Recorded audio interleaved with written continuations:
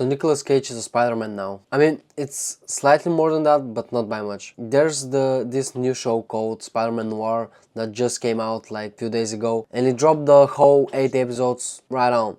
You can sit and binge watch it. And it stars 60th or something Nicolas Cage as Spider-Man, but not as Peter Parker. And it's actually set in 1930s. And he's a depressed investigator. And you can watch it in black and white. And yes, I'm not making any of that up. You can check that out. Actually, that show exists. So let's get through it, because the more you dig, the funnier it gets actually. And somehow the better. The character name is Ben Reilly. In the show, he's aging, a bum in the depressed era of New York, who used to be the masked vigilante who run the city. But then his fiancée died and he stopped being this vigilante called the Spider. Since then, he's been mainly drinking whiskey. So yeah, he's a depressed alcoholic private investigator who has the abilities of Spider-Man. I'm bought. So basically, he's the Spider-Man who got the Logan treatment, but who can also sleep at the bar. The show starts as a night singer goes into his office and hires him for a job that eventually makes him put the mask on again. Her name is Cat Hardy. If that rings a bell, yes, that's kind of reworked Black Cat. Almost every Spider-Man character has an 1930s like change character that kind of actually rules. But here's the fun part. You can actually choose how to watch the show. You can watch it in black and white, which is the style that Black Noir has been presented throughout the years, or you can watch it colored.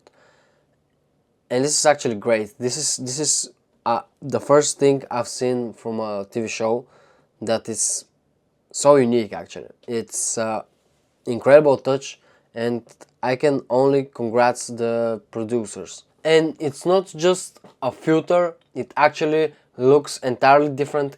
The vibe is entirely different. It's so good. It's actually incredible. Actually, watch the first 3 episodes in black and white and you tell me that I'm wrong. It just looks incredible. Actually, it's unbelievably good. But don't get me wrong, the colored version is great again, because the costumes are incredible, the shots are amazing, the coloring is outstanding actually. This show is made out of love, and it shows actually. It's good, it's actually good. I was without any expectations about it, because it starts a 16-year-old Nicolas Cage, you know? Now let's talk about the real, actual reason this show exists, which is Nicolas Cage doing whatever this is. He described his own performance, and I want to quote this exactly, as 17% Bogart and 30% Bugs Bunny. And after watching it, yeah, I think that's the most accurate thing you can say about that. He's constantly switching accents, he randomly starts singing and he'll do broad physical comedy, and then 30 seconds later he's having a real emotional breakdown. Fun fact, this is his first time leading an actual TV show. He actually refused to do TV show series before watching Breaking Bad. Then he said, yeah, that's the shit. So you can say that because of Walter White, Spider-Man Noir is existing.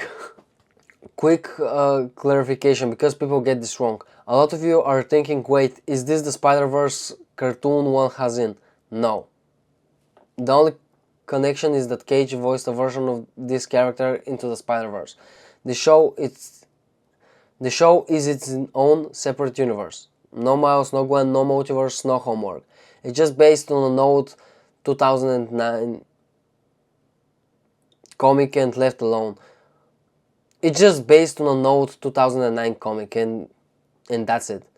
And against the other Spider-Man, this is the un-Tom Holland. Holland's version is bright and quippy and wants to hang out with the Avengers.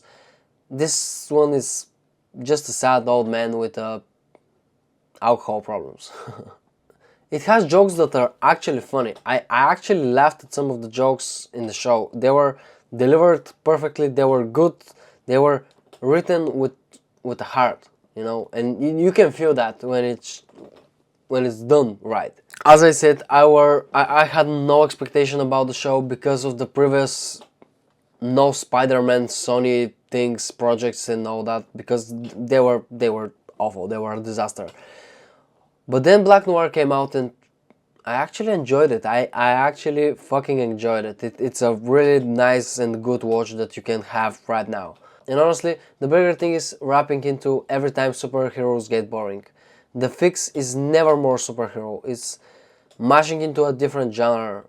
Logan was a western, Joker was a sad guy movie, and the Batman was a serial thriller killer. This is just a 1930s detective show, and the spider stuff is the seasoning. To sum up everything, it's a self-contained, gorgeous-looking, completely deranged, 8-episode detective story where Nick Cage just gets the floor. It doesn't feel as big as a Marvel show, but has the heart of an Infinity War, you know? No, that's a big comparison, but it's a really nice show and you can go have a watch actually. Anyway, Nick Cage is a Spider-Man. We won, I think. Tell me below, tell me in the comments how did you watch the show? In black and white or colored? And yeah, that's it.